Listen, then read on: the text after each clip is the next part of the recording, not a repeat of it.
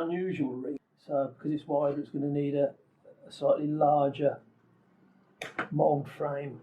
Yeah. Start off, I've pre-packed slabs of the vulcanising rubber, and it's a bit of a pain, but you have to peel all these bits off,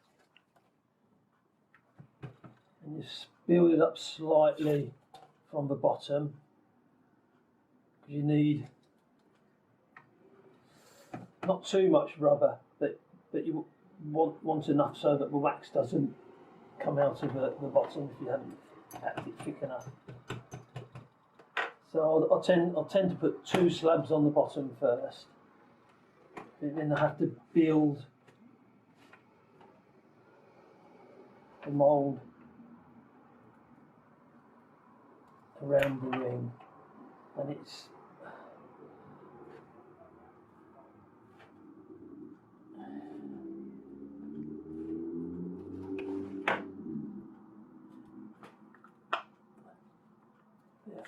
there.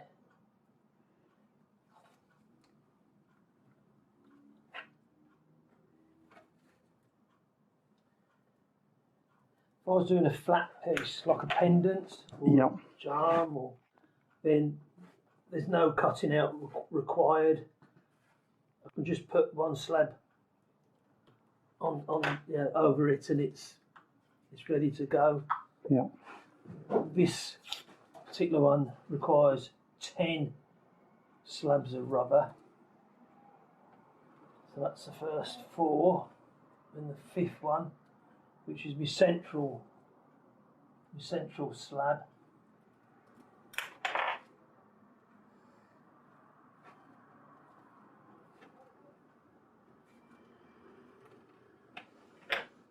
Right, and then I cut out a slight triangle. Now that's going to be where the sprue form is going to fit. So I've created the hole where the ring will fit into. Now these are the sprue formers, which are essential for the waxing process, because it's where the nozzle on the wax pot, where it fits into and injects the wax into the finished mould. Now it's a case of just filling up that gap.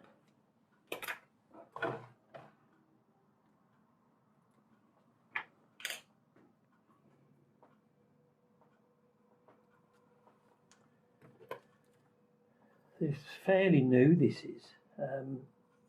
Prior to this, you used to buy our vulcanising rubber in a roll, which you'd cut to size, but it didn't have this blue backing on, which is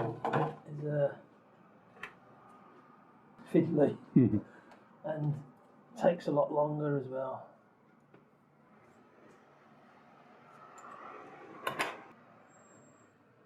So I'll just compress the rubber into there.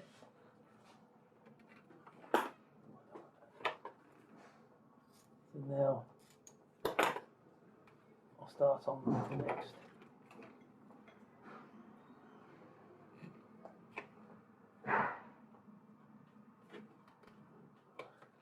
And for the top bit, I don't need to cut out the circle. I can now just build the rubber around the ring, and making sure it's packed in tight so that the rubber gets to flow into all the gaps when it's vulcanising. So we had 5 on the bottom, so we're going to 5 slabs for the top. Sometimes big stuff like this you lose counts, and you've got to just double check how many slabs you put in, because if you don't put enough in, then it doesn't form properly. So let's just check that. So that's 1, 2, another 3 to go.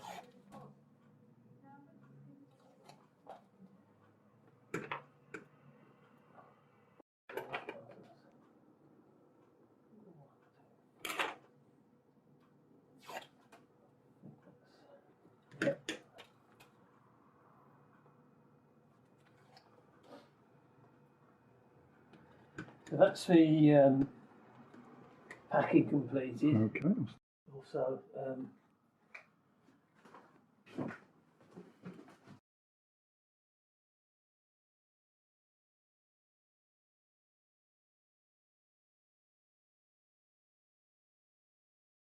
it's an old machine. Yeah. Probably about 60 years old. Really? Yeah. Well, that's a testament to its build then, really, I suppose. They don't make them anymore. No? No, and when people, I've got to make sure it's central. Yeah. Whenever somebody's selling one, they're snapped up straight away. Yeah.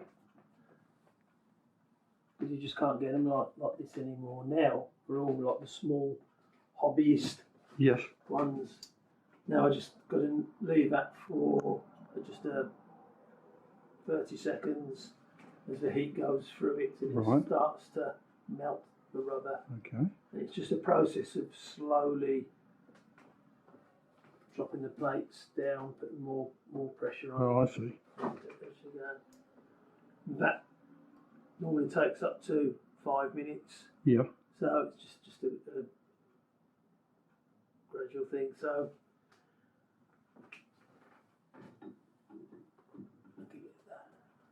you don't do it too tight, because if you do, you squash the pattern inside. Yes. Depending what it is. And then just leave that for 45 minutes. Okay. Now this one tends to make me grunt Okay. and groan. That's okay. Simply because it's a wider mould. Yeah. And you need a lot more. I need a lot more strength in my hands Right. for this. Yeah. Unfortunately, nearly 30 years of cutting moulds, and my hands. Yeah. Just Repetitive strain. Yeah. Yeah. Yeah. So a nice new.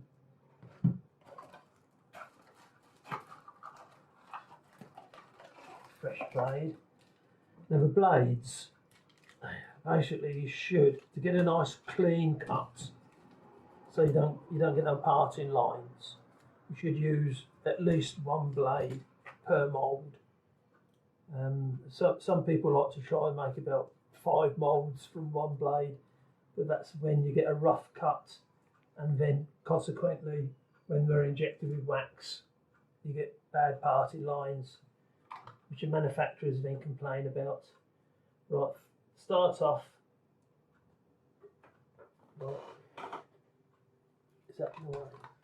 Start off by.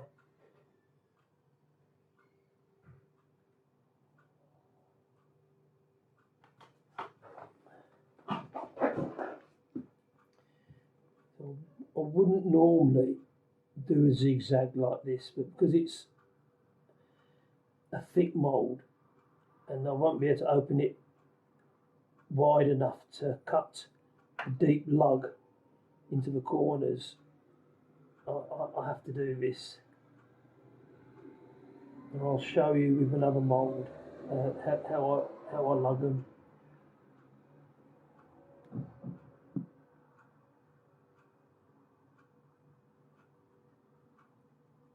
So I've started that. So now comes. So you've seen the ring.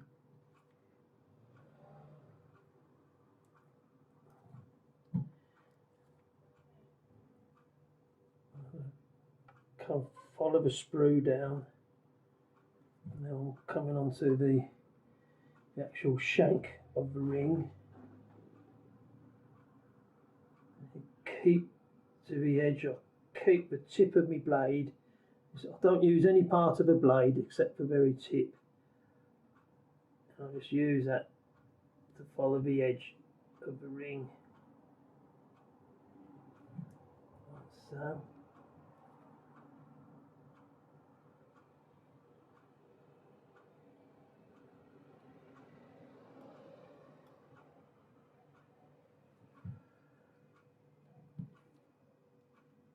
Now I'm going to have to cut across the pattern.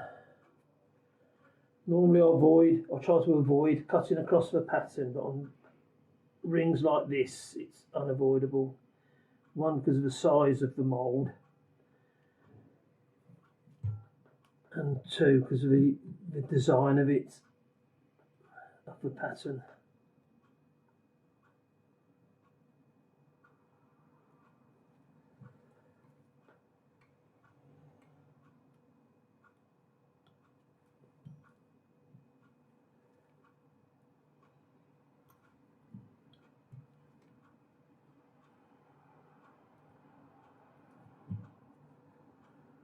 The more I cut from it, it makes it more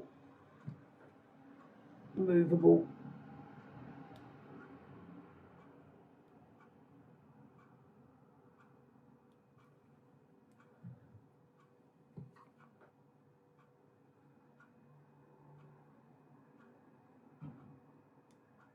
So I'm not just randomly going over the top of it. I'm following the edge of the this.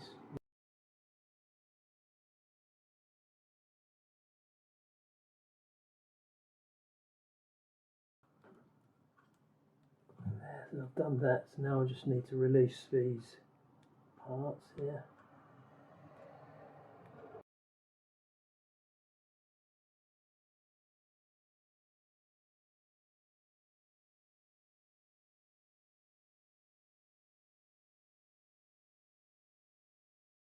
So do they snap back by memory then? Well, it's, but I don't know. I've never asked them. No. No, it's.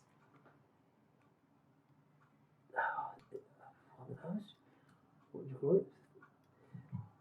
It's weird, isn't it, the way they just released back to the shape?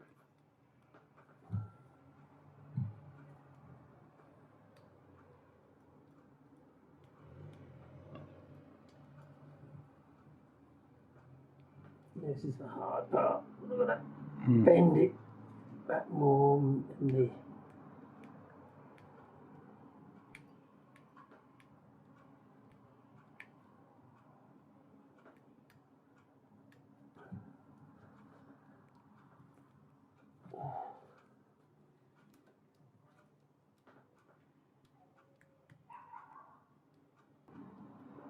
Ooh. That happens. Your hands start to sweat as well, especially in hot weather like this.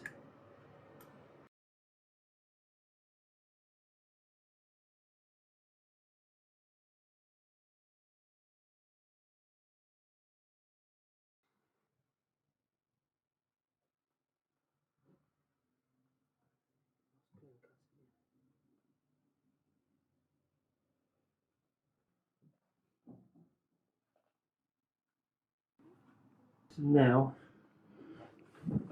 because the important thing is to cut it and release it in such a way so that you're always thinking how the waxer is going to take the wax out of this ring. Yeah.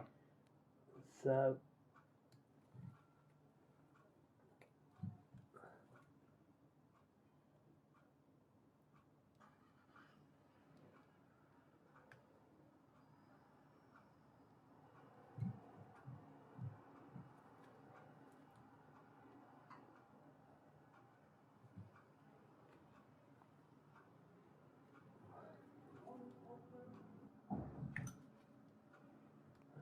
we've got the two halves, and that releases the pattern. Now it's not finished yet because now you have to allow for air to escape. Otherwise, when it's injected with wax, there has to be, you have to allow for the air which is being pushed into the mould in front of the wax to escape somewhere. So this not only makes it more pliable for the waxer to move about, it also allows air to escape.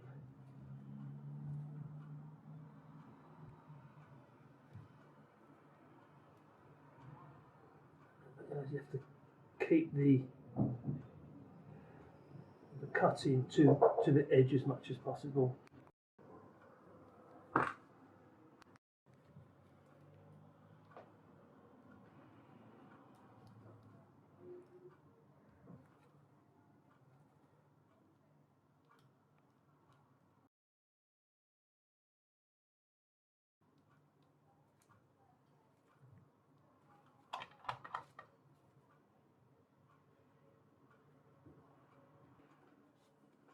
That's the completed mould. Brilliant. I'll just do a few little slips like that, just so we don't bend. So this is one that's just been vulcanised, and it's still in its frame. It's cooled down now. Then I push them out.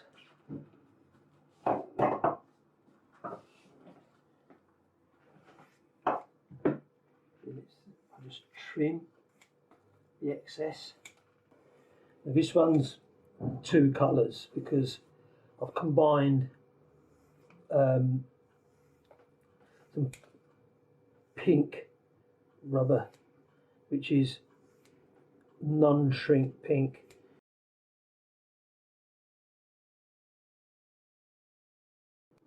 Okay, so that's the liquid, those grey Yeah, ones. that formed no heat's used at all in that process. Cold forming. Yeah. It's a nice easy one for me to do. So because this one isn't, it's a flat design, you can cut straight through. Yeah, because and as well, because it's not as thick, I'm able to push it back further to create lugs. Yeah.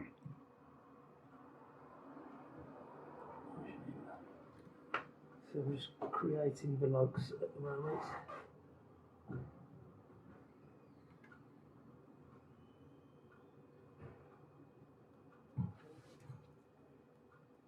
And the lugs are for to make sure it all aligns properly. So yeah, so the mould, when the two halves are put together, they are aligned, thus reducing parting lines in the final casting. Because what the manufacturers don't want is a ridge along their casting, which they're going to have to file off. Then they're losing 0.5 gram of gold, platinum, whatever.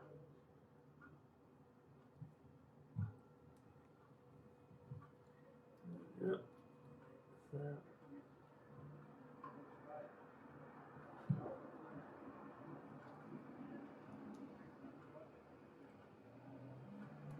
This one didn't come sprued, so I had to improvise. Now I've got to, because I haven't got a sprue to follow, I'm just going to hope I come across it. I'll take it steady and I can just see it there.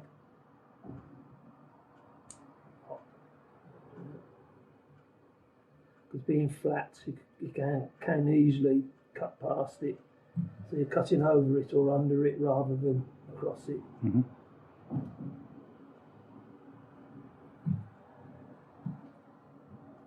I'll do a few little zigzags just to help.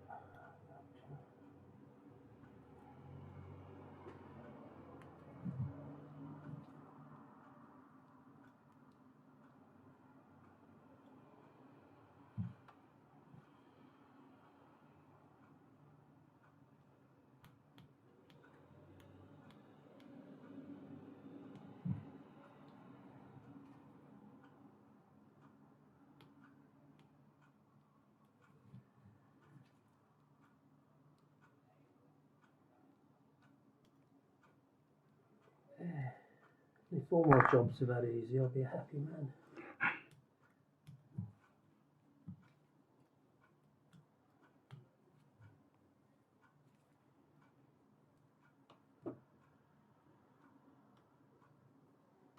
Yeah, all I need to do now is to attach a feed to the pattern, which go there.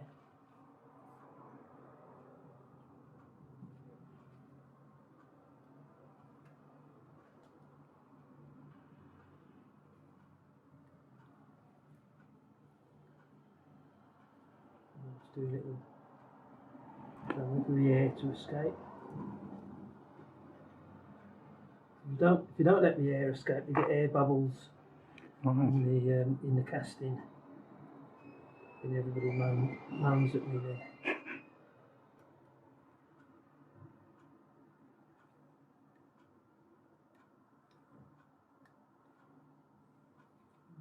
Finished.